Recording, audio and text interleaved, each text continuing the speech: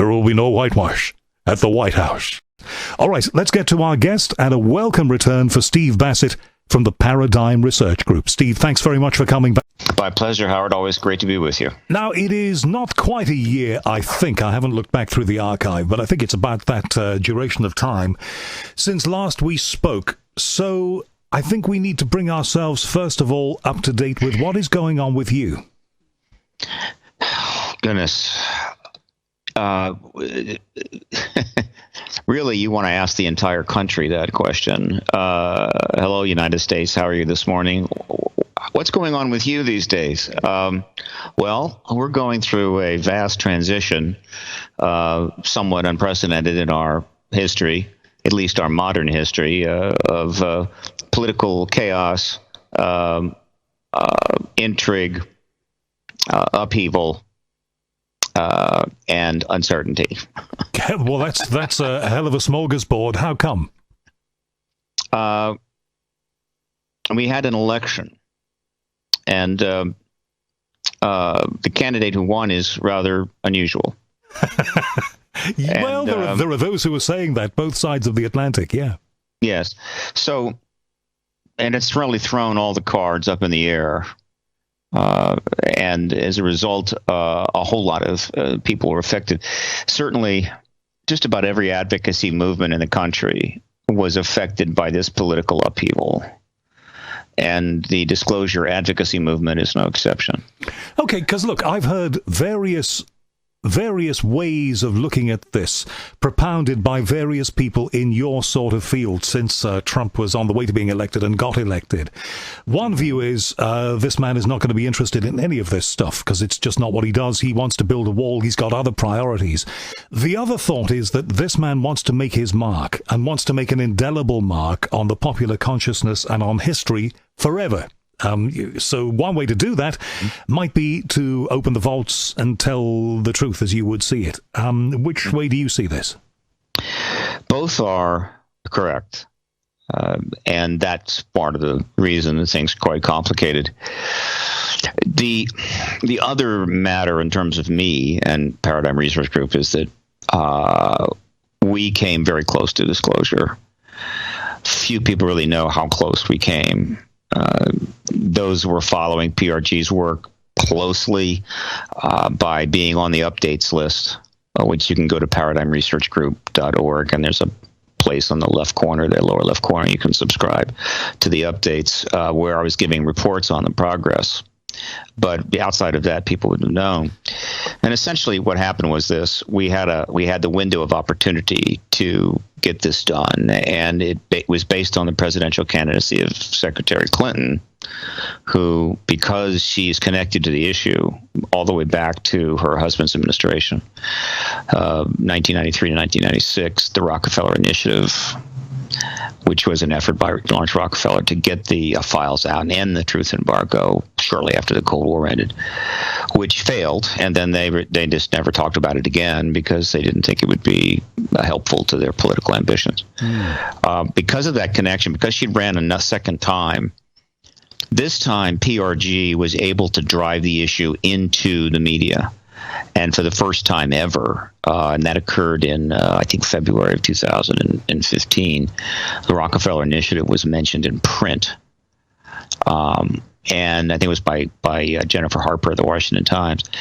And from November of 2014 through the election, PRG was able to generate something in the range of about 500 articles in mainstream papers connecting Clinton, her husband, John Podesta, to the issue, the ET issue, with articles in the net, on web and print articles. And the web articles, of course, included links to documents and interviews and so forth. Huge amount of material. Okay, now in November on your update, Steve, which I always read them as soon as they come in, and I've kept them all. In November, you say the Clintons now have a choice to make of historic proportions. This is immediately before the election.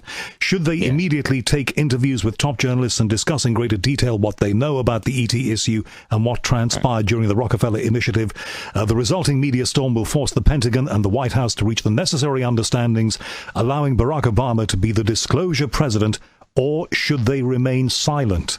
That's just a brief extract from your November update. What was all that about?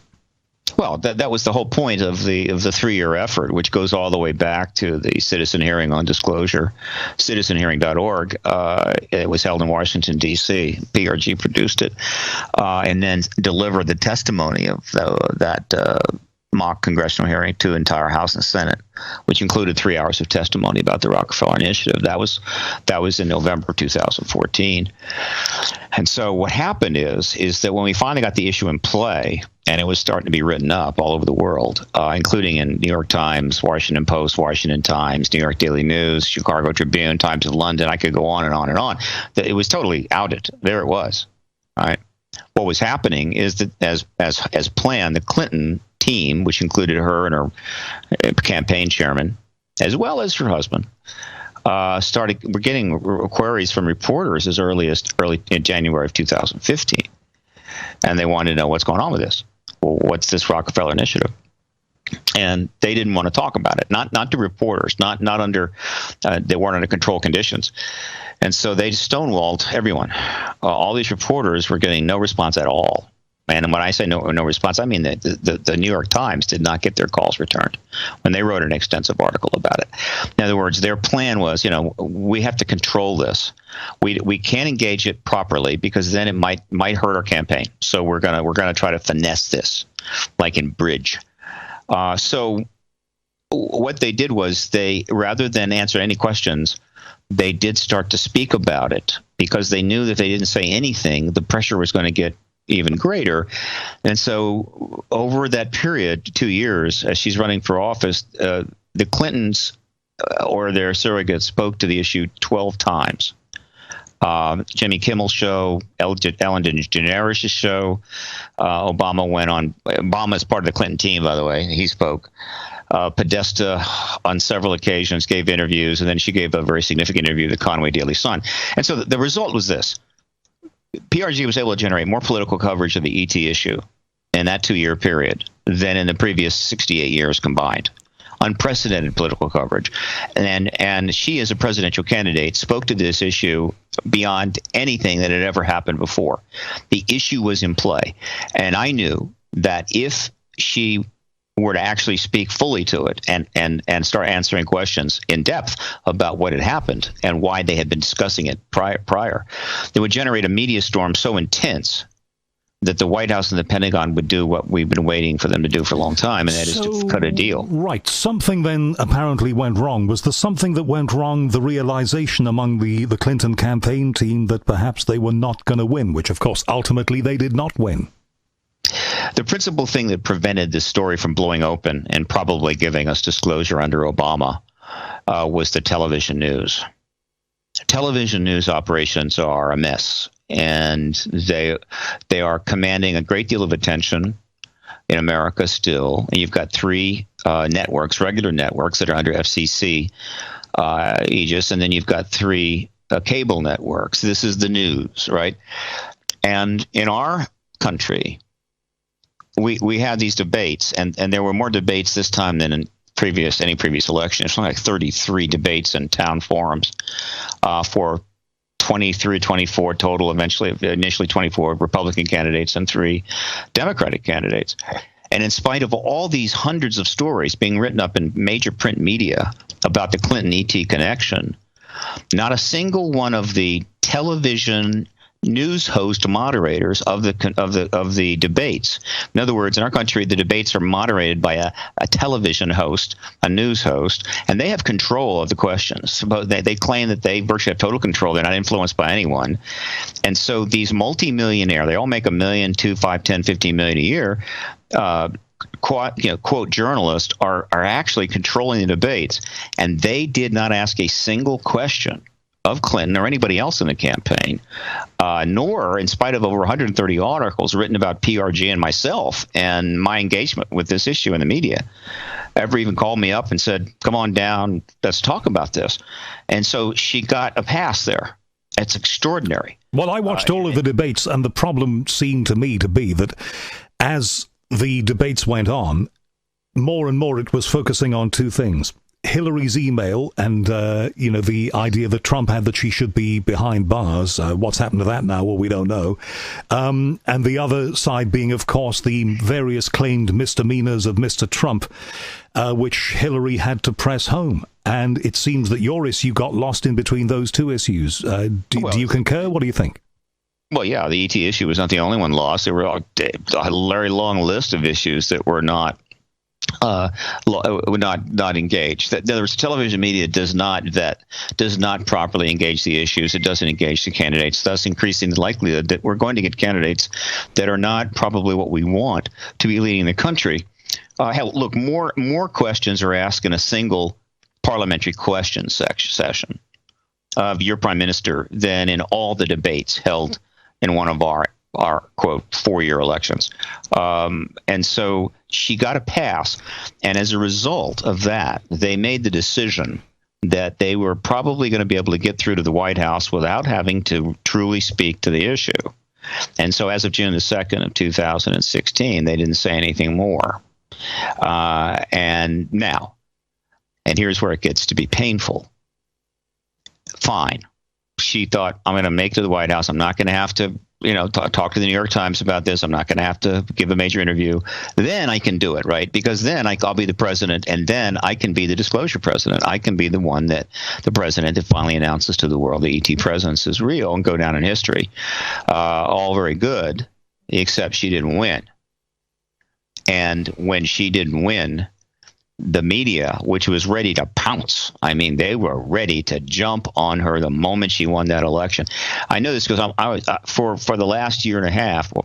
I've been working with journalists directly as a source, and by the election, I was working with directly with 37 journalists, including 2 Pulitzer Prize winners, who have on a direct blind copy list with me, getting information on a real-time basis, and they'd all written pretty much, dozens and dozens of stories in print media, and they were ready to jump. But when she loses the election, there's nowhere to jump. So as part of the problem, Steve, and I don't know whether it is, so forgive me if I've got this completely wrong, that you and so many other people assumed that Hillary was virtually a shoo-in. She was going to win easily. And you only approached the Clinton side. You were only looking at it from that side. So you didn't actually bargain for the fact that Trump might win. And then what would happen for you? Not the case. Information about the connection between Hillary Clinton was sent to all of the candidates, including Trump. Plus, understand, these articles are being written all over. New York Times, Washington Post, Washington Times, the campaign teams for these candidates, including Trump's campaign team, were aware of it. They couldn't miss it. All right, now we've talked around it. What is this connection? What is the connection that we're referring to here? The connection is the Rockefeller Initiative, which you go to. Let's see, I guess it's a little harder. If you do a Google search on quotes Rockefeller Initiative, the PRG's page on that will come up. You can see the documents. You can see the whole history of it. But it's one of the most important events in the 20th century that the media never mentioned until almost 22 years after it happened. And that is that when the Cold War ended, a lot of people, including Lawrence Rockefeller, one of the billionaire sons of John D., an environmentalist, out-of-the-box guy who had funded a lot of interesting research, including John Mack and others. He knew that the window for finally ending the truth embargo on the ET presence was open. That now that the, quote, Soviet Union was now just Russia and we're all capitalist now, and everybody's happy. The possibility now to get this out, to end this embargo, which is now an abomination, was there, and so it was time to do something. And so he approached the new president on March 29th of 1993. Not just about a year and a half after the Cold War is basically over, and the intention was to persuade the president to release all of the files regarding UFOs, ETs, what have you, in the government's possession to the public and grant amnesty to witnesses who would come forward to talk about it. This would have resulted in ending the truth embargo. And this is called now the Rockefeller Initiative. It went on for about 3 years. A lot of people were involved in it. A lot of people in the Clinton administration were involved in it, aware of it. But it failed, almost certainly because there was nothing that Clinton could get. The issue is no longer briefed to the President of the United States or the Congress. It's been pulled out from under for some time. It's called a USAP. It's part of the black world in America, unacknowledged special access programs. You're the president. You're political elected. You're temporary.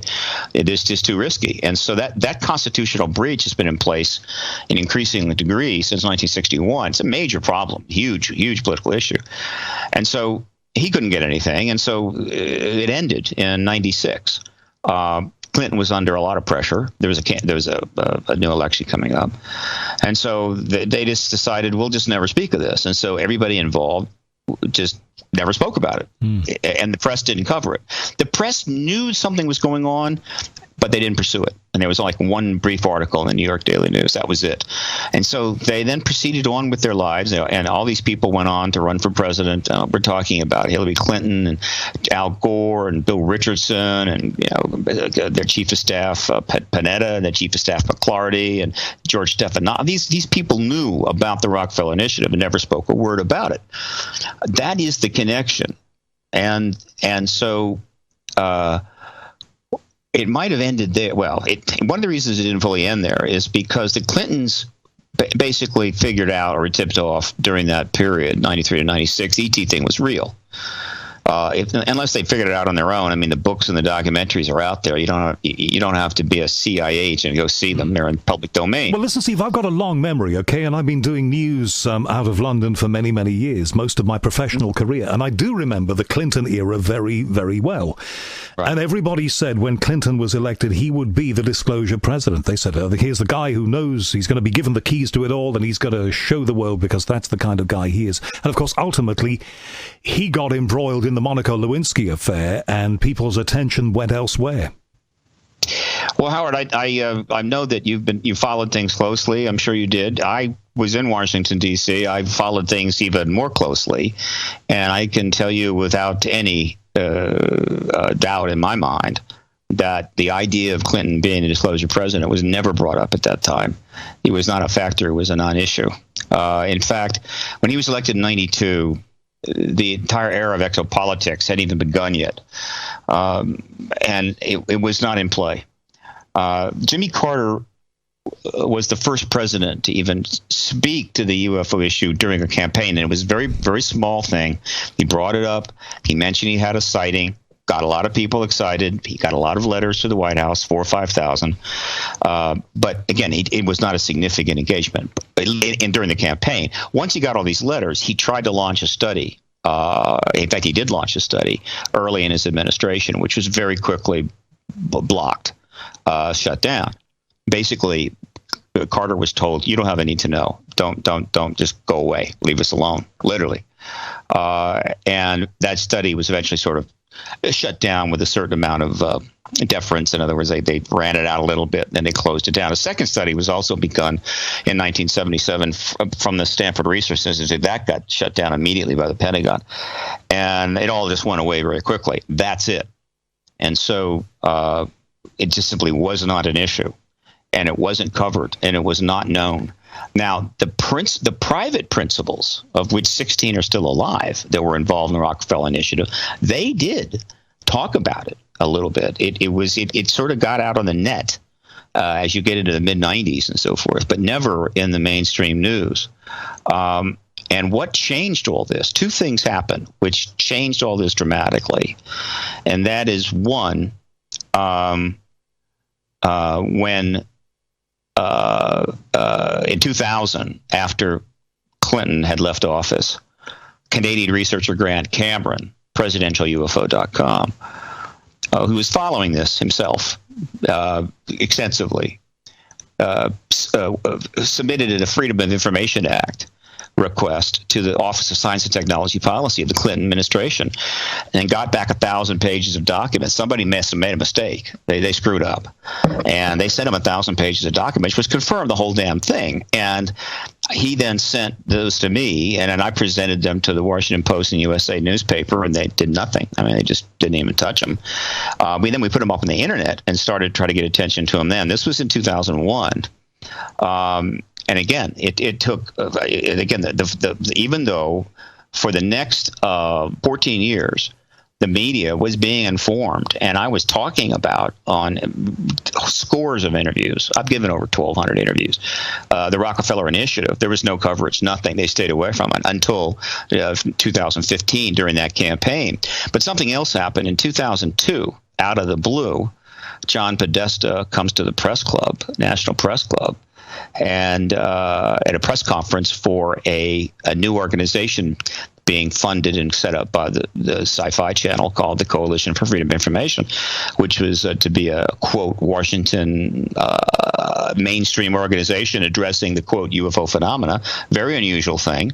And that's when he made the announcement at that press conference I attended that we need to release all the UFO files. Exactly what Rockefeller was seeking from his former boss, President Clinton. That was in 2002. He did it again in 2003. And so, and there's a long, long history here. It's on the internet. It's on my website. It's also on Grant Cameron's website. And so that meant that something was going on in the background. And what I finally figured out it was the Clintons knew the ET presence was real. They couldn't get any information while he was president. He was denied that opportunity to maybe make history. So they were going to do it. She was going to be the president. She would be the disclosure president, though obviously it was going to be tricky, and she was going to be able to run for a while. And so there's this history that slowly unfolds from 2002 forward, and we could not force the issue out. In other words, the game was being played pretty much on their terms, and they controlled the parameters until she ran the second time. And then I was able to force the issue into the news, and we were on the verge of this thing exploding, literally exploding during the Obama administration, during that campaign. And were you getting feedback directly from her or from the people around her? No. They would never. They have never returned any correspondence to me. They absolutely will not correspond with me at all. But they were getting my stuff. I knew they were getting my stuff, and I had contacted Podesta a number of times. He knew exactly what I was trying to do. But they had a bigger game. Their game was to get to the White House, and then she was going to be the first woman president, the first disclosure president.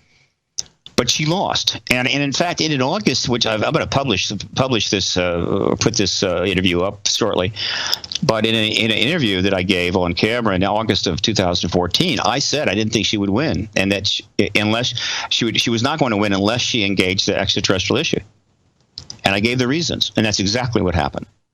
She did not fully engage the ET issue. She tried to finesse it, dodge it, skirt it, like the Clintons always do, and she lost. And at that point is when I then put out roughly the archive, the update that you put out, which I now refer to as Clinton's choice. And it's an extraordinary choice, without question. Here you have a couple, one of the best known, most powerful political couples in American history. One was the president for 2 terms and left and ended his political career basically in disgrace. Oh, he was popular, but he had been impeached. There was scandal, and one of the worst, certainly political scandals in American history. It was awful. I mean, the Ken Starr report. If you read it, I mean, literally, you got to take a shower.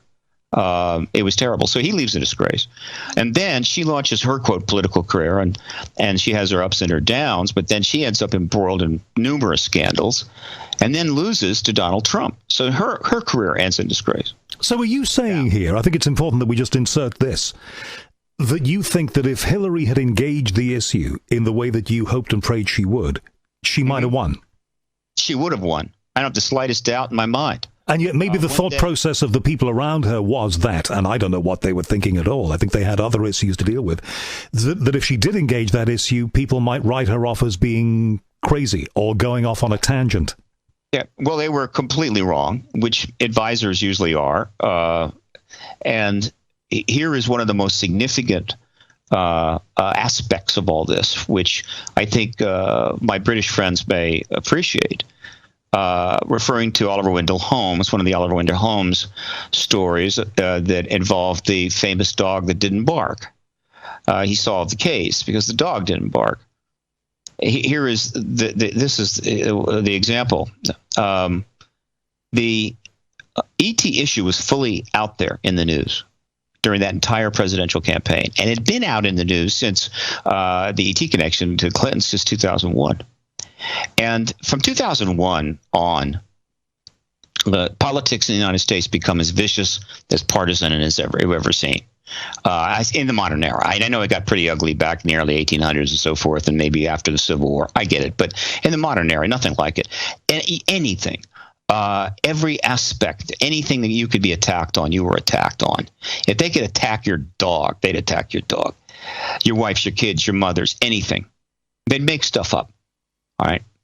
In spite of that, in spite of all the comments from her husband, from John Podesta, in that entire period from 2001 on, through the campaign, right up until the election itself, the Republican establishment, all of the Republican candidates and their surrogates, never once attacked the Clintons on the ET issue or the UFO issue, or tried to make fun of them, or tried to embarrass them, or tinfoil hat them, or anything else.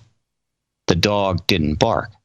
Now, that should have raised a lot of flags to any journalists worth their salt.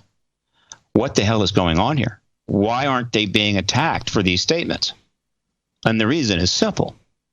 The Republican establishment, meaning the leaders, the intelligentsia, not the frontline politicians, are fully aware there's an extraterrestrial presence. They have connections. They have probably better connections to the Pentagon than the Democrats do. Now, it doesn't mean they're given tours of the Area 51 or Wright-Patterson or underground facilities or whatever the hell, or given briefings on this. They just know. They've been tipped. Yeah, it's an ET. There's ETs here. Don't worry about it. We got it controlled. Do your business. They're going, yeah, fine. National security, whatever. They know. And so they know if they attacked the Clintons on the ET connections and made fun of them and tinfoil hatted them, and then the issue suddenly comes out, well, they'd look like the biggest jackasses on the planet. And so they never said a word. The dog that didn't bark. All right. So knowing that, had she engaged the issue, had she been the one to bring this out, everything else in the campaign that was troubling her would have been blown away. And it would all have been about that. And she would have been center stage. She would have won going down. And I will say that to her face or Podesta's face. And one day maybe I'll get a chance. But that brings us back to Clinton's choice. And that's this. Their careers are over. Their foundation, which created huge problems for them, is slowly being shut down in a way. It's being shrunk. People are being let go. They ended the global initiative, et cetera, et cetera, et cetera. And it could just fade away into the mists of history. All right. But the fact is that they can give an interview anytime they want. They could call up Maureen Dowd and say, come on down, interview us. Ask us anything you want about the Rockefeller Initiative. We'll tell you what happened. We'll tell you what was going on. We'll tell you what happened with the Pentagon. We'll tell you why we've been speaking out to it, et cetera, et cetera, et cetera. And literally this story would explode worldwide. Do you think they're going to do that at any stage? Well, that's the choice they have to make. I don't know. I know they're still in shock and mourning, whatever. They're walking the woods of New York, wandering through the woods of New York, giving selfies with locals there. I don't know what they're going to do. But the point is if they did that, it would be their final legacy. They would essentially have been the trigger that brought the truth finally to the world's people in formal fashion, in full government imprimatur, that they're not alone in the universe. This is the biggest, most profound event in human history. The downside to that strategy is Donald Trump will be the disclosure president, not her. And so... Well, hang on, though. Do you think that's going to happen? Do you think he is going to do it?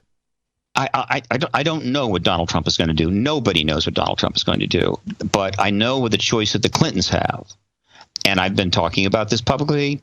You'll see it in some articles. You'll probably see some more of this as time goes forward.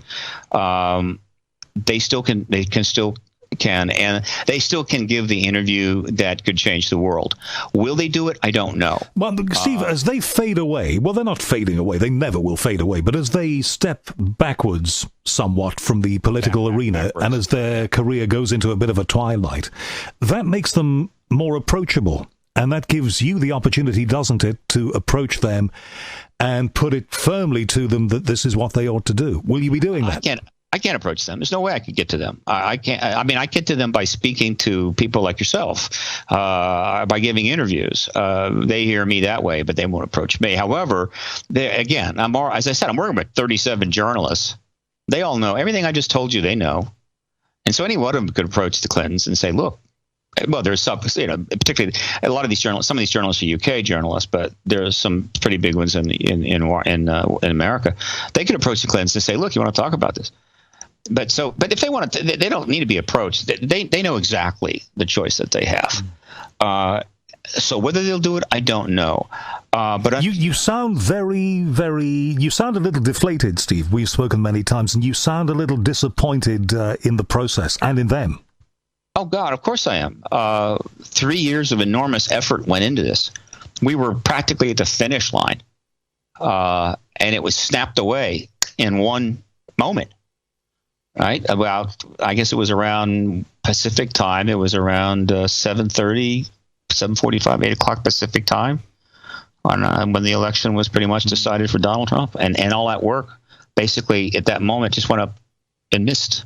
And what was your first, you don't have to tell me word for word what it was, but what was your first thought at that point? What did you think, as you got that news, what did you think you were going to do at that point? Well, I knew it was the biggest setback for the disclosure advocacy movement and ending the truth embargo since the 9/11 event shut down or suspended, profoundly, set back the Disclosure Project effort that were ongoing in 2001. I have a lot of listeners. In fact, the bulk of my listening is in North America and then the UK and other countries behind. Now, the people in those countries that are not in North America will be saying, well, okay, you're centering everything on the United States. I know we're going to be talking shortly about your focus on Europe this year, because that's important. But, surely this knowledge, if the Clintons had it and others had it, then it will be in other countries. Why is this stuff not coming out in the UK? I mean, we're very good at keeping secrets here, as you know. Russia, for one, will know things. What about the Chinese?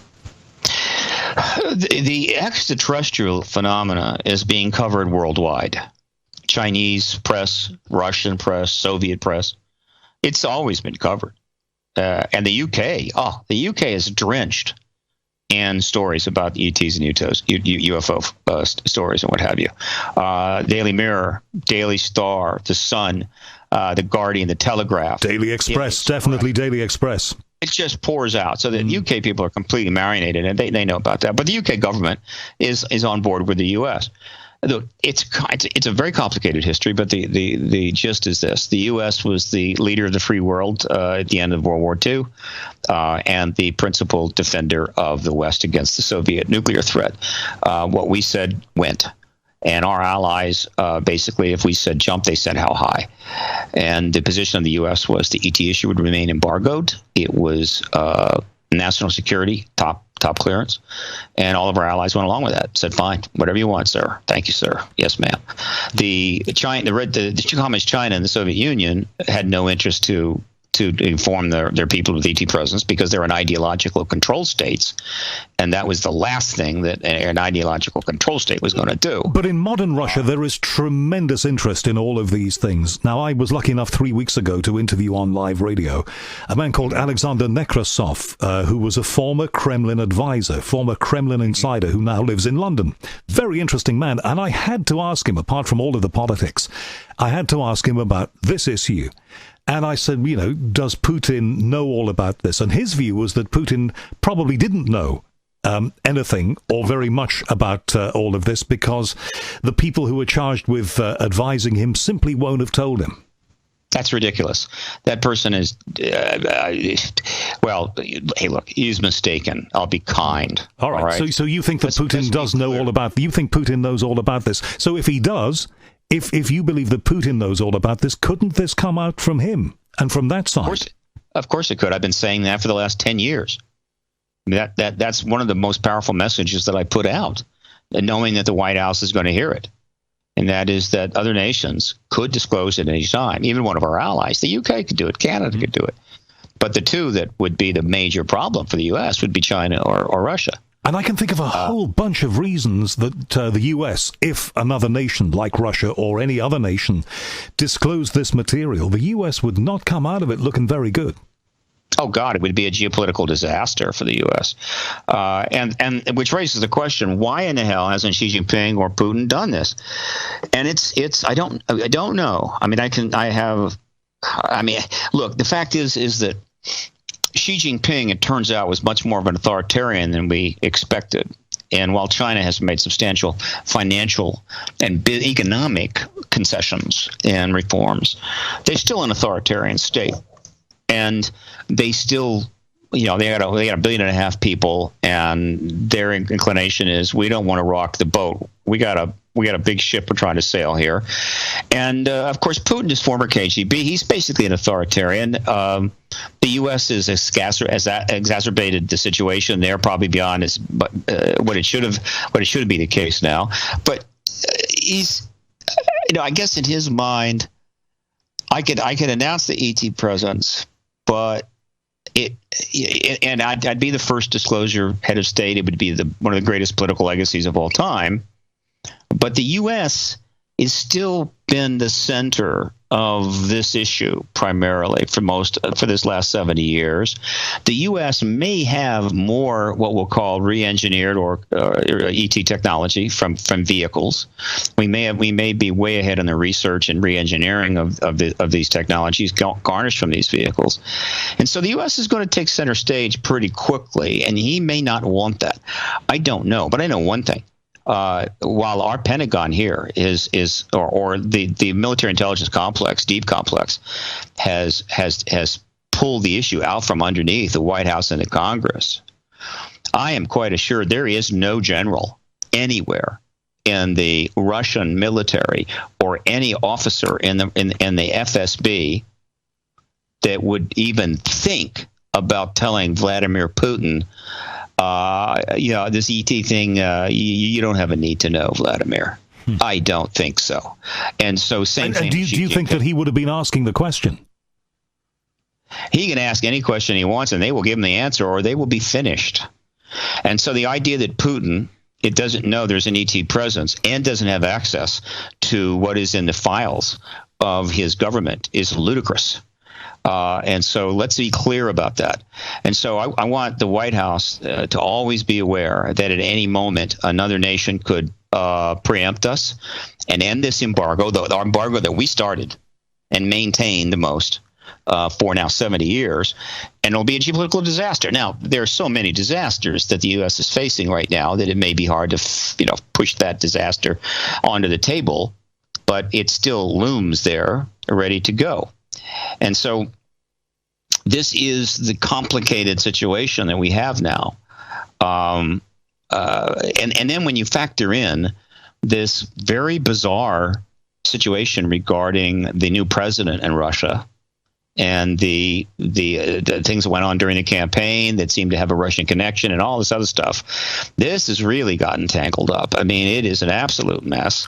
You've got our media repeatedly calling, Putin a thug and a killer and a murderer daily, which is remarkable. I mean, my God, I don't remember language that harsh during the Cold War. Well, you want to see some of the things that are being said about President Trump in media this side of the Atlantic. I want to ask you a left field question, and it's okay if we don't go very far down this road, because I've got other things I'd like to speak with you about. Sure.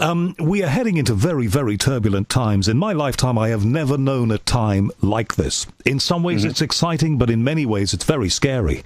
We don't know what Pyongyang's going to do. We don't know what the Iranians are going to do now that Putin has gone a little cold on, and not that Trump rather has gone a little cold on them.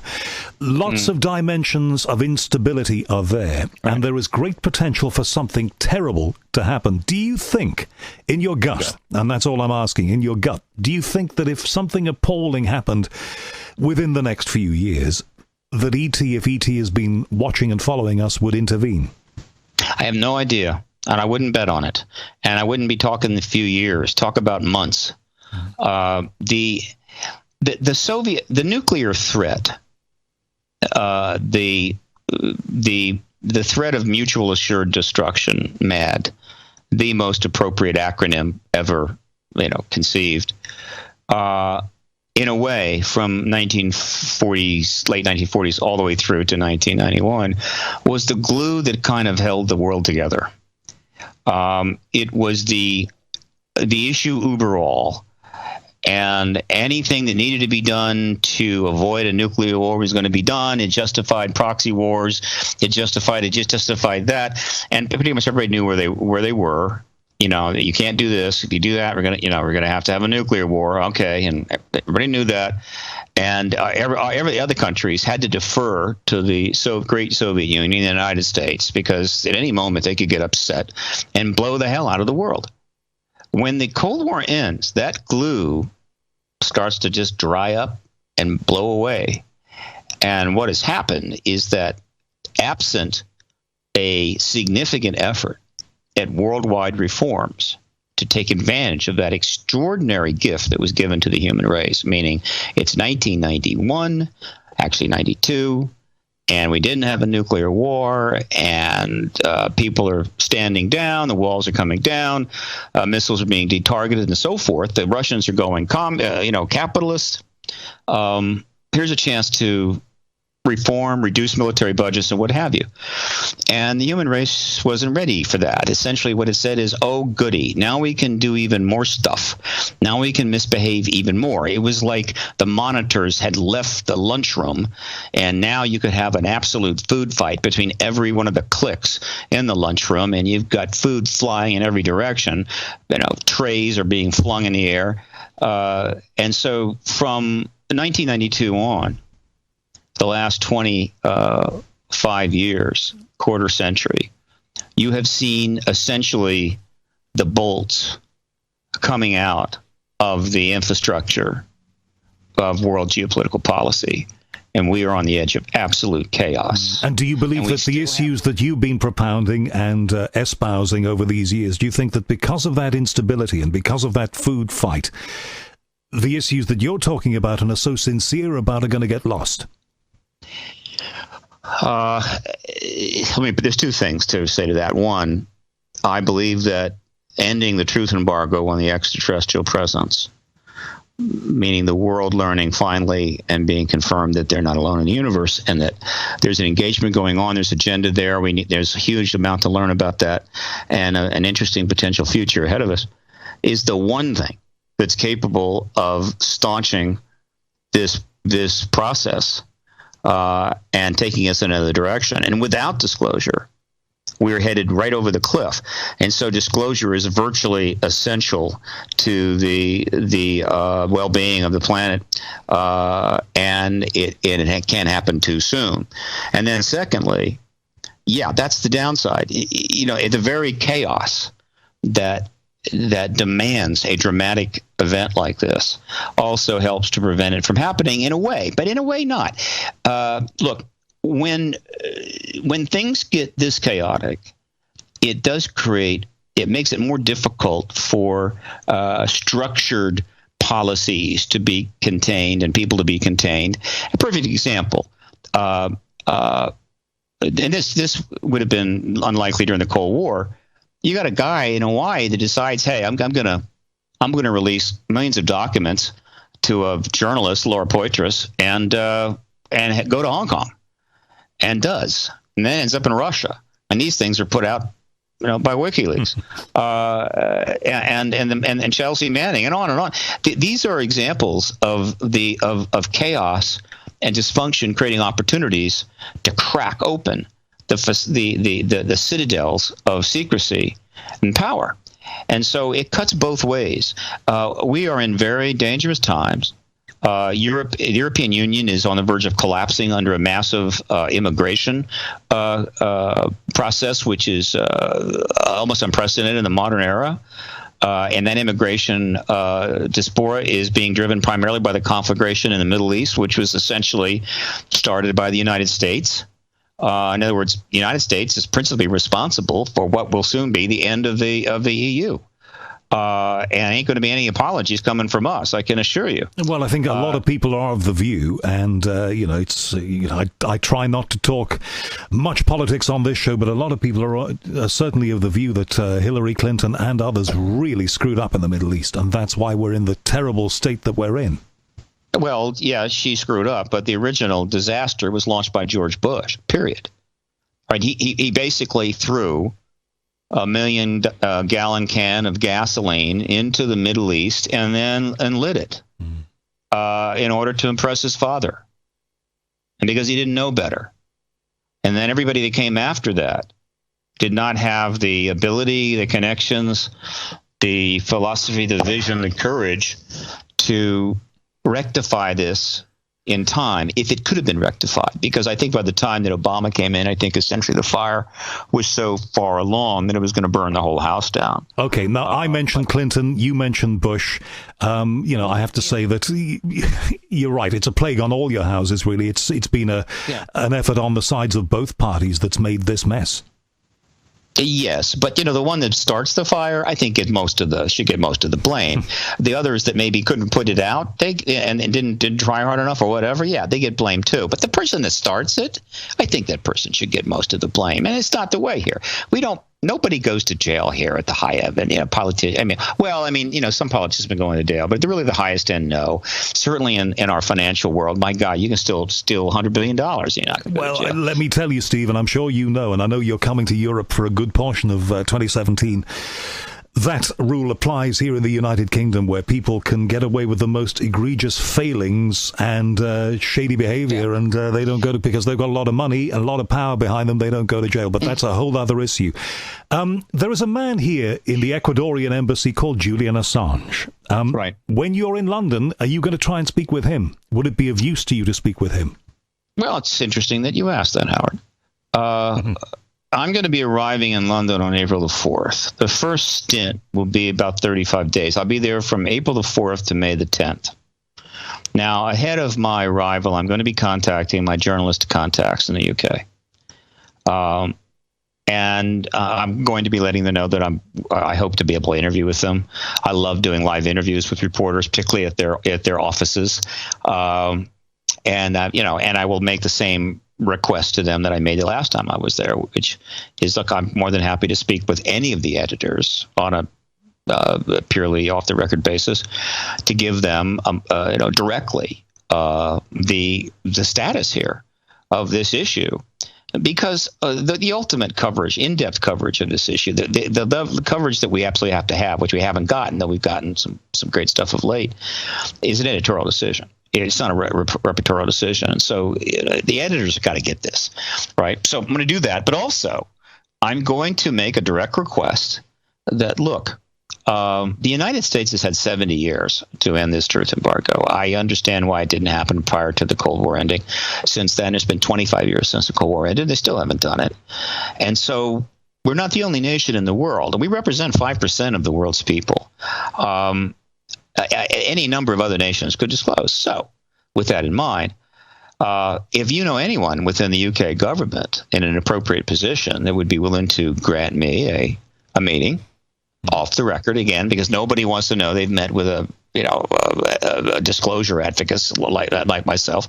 But my word is good. I have been at this for 20 years. I keep my word off the record, and I will be happy to brief them. And then I will also mention that if there's anybody there in your paper that thinks they can get a meeting with Julian Assange set up, please do so.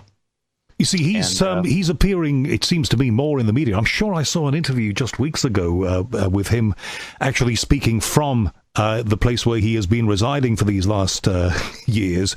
He's given several. Yeah, so I think 2 days ago. I think that if you just got in touch with that embassy, I have a feeling that your communication to him would certainly be seen. It's worth a go. It's worth a go, but again, my best chance is an intermediary. You need somebody inside the UK that's got contact with them, and obviously there are journalists in the UK that have interacted with them. So I'm gonna be making that effort without question, and I may not. We'll see what happens on my first trip, but then I'll be back later in the year. WikiLeaks is could be a factor in this.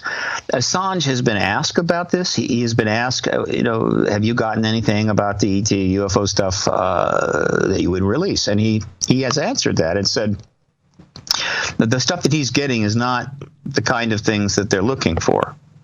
In other words, what Assange is saying is people are sending him, a book or something that's in the public domain, to educate him, let's do something about the ET stuff, Julian. But that's not what they do. What they're looking for would be classified documents, or certainly previously not seen documents that are being withheld by government that they would then publish. That he's not getting. And the reason he's not getting that is that the ET issue and the files are the most classified thing in the American government, period. And it's probably the case in most other governments. And those who would want to tamper with that, would want to play that game and try to get those to WikiLeaks, would be playing a deadly game. And so he's not getting those kinds of files. That doesn't mean he may not in the future. But Assange is in an interesting situation, very interesting situation. He's on the verge of being marginalized. On the other hand, he's also on the verge of going down as a truly historical figure. WikiLeaks is a very ambiguous event and development in modern times, but it's still extraordinary. I do not know to what extent Mr. Assange has an understanding about the ET issue and the truth embargo, but I know this. If WikiLeaks played a part in ending this embargo, it could ultimately determine its fate and his fate, because this issue, the presence of extraterrestrials, transcends everything. It transcends politics, it transcends nationalism, it transcends religion, it transcends all partisanship. It is beyond all of those things. Indeed, which we have discussed before. I just have this feeling that he's got an awful lot of time on his hands where he is, and I have this feeling in my gut that he will know about you. But what do I know? Well, be interesting to if you do get a meeting with him. Let me know. Well, Howard, you've been a journalist for quite a long time. I think you're in London, if I'm not. But you're based in London, are you not, sir? Definitely based in London. Yeah. Well, you must have a few contacts here and there, so feel free to make a query. I'm going to be having a think about this, and I will be in touch. And also, I've got a live show now. I've got a live, UK-wide show now. So it'd be great if, when you're in London, maybe you could come on my show. It's late on Sunday nights, and it's coast to coast here. So that would be a good one to do. Yeah, in studio. Yes. Fine. Yeah, I'd be happy to. Great. I'll be there. Do let me know. Okay, well, we'll put that together. Last question in our remaining few minutes is about your GoFundMe drive. What's that all about? Yeah. Essentially, the election of Trump threw everything up in the air, and I'm having to readjust strategies. I created a new DBA called PRG International, so it's Paradigm Research Group and PRG International. I'm going to be trying to make some lectures in Europe and travel and whatever. And also, it turns out that my publicist, who has been I had on contract in the past, but she's a 35-year professional DC operative, and she's not a volunteer in the disclosure movement. She only works if she's under contract, and I have been able to pay her for some time, almost 18 months. It turns out she has more connections in the new administration than she did in the Obama administration. A lot of good connections, and it's possible that if I can bring her back on contract, that she might be able to open some doors. I mentioned this while I was doing Coast to Coast AM with George Norrie on the 31st, just a few days ago. And which I've done almost 50, 60, the shows since 1997. The show has always been supportive of the work. George has been a little bit ambivalent about disclosure, but he shocked me. He just came right out and said, "Why let you set up a GoFundMe campaign to try to get this money together so you can pursue some of these strategies, and I'll help promote it." And my jaw practically fell on the floor, and I said, "I'll have it up in 24 hours," which I did. And so the GoFundMe campaign is up. You go to GoFundMe.com and just do a search on truth embargo. It comes right up. And it's a campaign to try to raise $50,000 so that we could pursue these strategies, including possibly getting the publicist on board, maybe get some contacts directly to the Trump administration and so forth. So it's GoFundMe.com and search on truth embargo. And that's what that's about. Again, one of the problems I faced immediately is that when Clinton lost, the 3-year effort by PRG to bring this all together and create the circumstances for disclosure just went up in smoke, and contributions essentially dried up. I mean, I understand that completely. People are just like, oh my God, it's pretty much over, and they'd been supportive and done what they could, and just dried up. Well, that's a shame. So the whole thing needs some topspin now.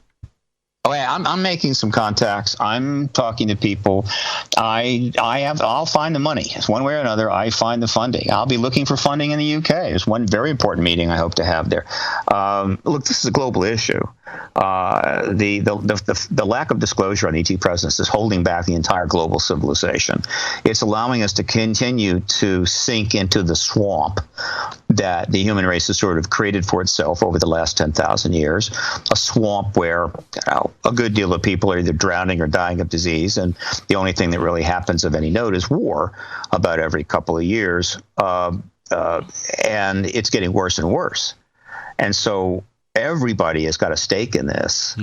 And so I'm going to see if I can't get some more support from outside the U.S., from countries and from people that realize that if we don't have a dramatic change of direction, something profound that can cause every human being and every state to rethink where they want to go and what they're doing, then I think the outcome here is pretty predictable. We're just one nuclear terrorist attack away from complete chaos and possibly a full-out nuclear war. And that nuclear terrorist attack is almost inevitable, frankly. Even with disclosure, it may happen, but disclosure may modify the outcome. If anybody go to my website, paradigmresearchgroup.org, and I've got a graphic there, and there's 3 links attached to that graphic going from left to right. Anybody that goes and checks those links out, reads the book that's mentioned there, watches the 2 documentaries, will get the point. It's not enough time to get the point across right now. But I'm not a Chicken Little. I'm not a sky is falling guy. I'm not a fearmonger. I'm an activist, and I try to deal in truth. And the truth is that we are on the edge of catastrophe. And those that don't want to believe that are welcome to believe what they wish. But those that care, those that have children and grandchildren, or even expectations of that, had better figure this out pretty quickly. You either get disclosure or you get disaster. Well, it's one or the other. I think there's a lot of truth in what you say, Steve. One idea, just very finally, for one meeting that you might have. I've always been told, and I've always had a little feeling in my heart, that the Duke of Edinburgh here, Prince Philip, is very interested in all of these issues and has been for many years. Now, I don't know that for sure, but I've read it in many places, and I've heard it from some people in the know who've kind of hinted at that. It would be great if you could get a private meeting off the record with him, because he's always, and even though he's getting up in years now, he likes to keep his finger on the pulse. So it would be interesting if maybe you could see him and he could see you. Who knows? The Duke's interest in this phenomenon is documented, and it is real. There's no question about it. Now, obviously, as he's gotten much older, he's obviously a little less able to engage issues of this controversy. But of course, it would be an absolute honor to meet with him and discuss this. The UK. The UK is one of the few countries, I think, in the world that if they disclosed, it would bring enormous prestige to the UK, to the government, to the Queen, to the Prime Minister, and to the UK people. But the negative impact in the US would be far, far less. And I think the overall outcome in terms of managing the post-disclosure world would still be, I think, relatively optimal. It will be less optimal if Putin or Xi Jinping discloses first. And so the UK has a choice as well here. At some point you have to, when it comes to issues of this magnitude, governments have got to start thinking independently. I understand alliances and all of that. And I understand that the U.S. and the U.K. are close allies. But the fact is the U.S. is trapped right now in a knot of its own making. It can't break free. The UK is well aware of this issue. The people are extremely aware of this issue. The UK could be the one to end this embargo on behalf of the world. It would be a very wise decision. And believe me, I am prepared to meet with anybody in the UK to discuss this. All right, you please take care, and thanks very much for the update.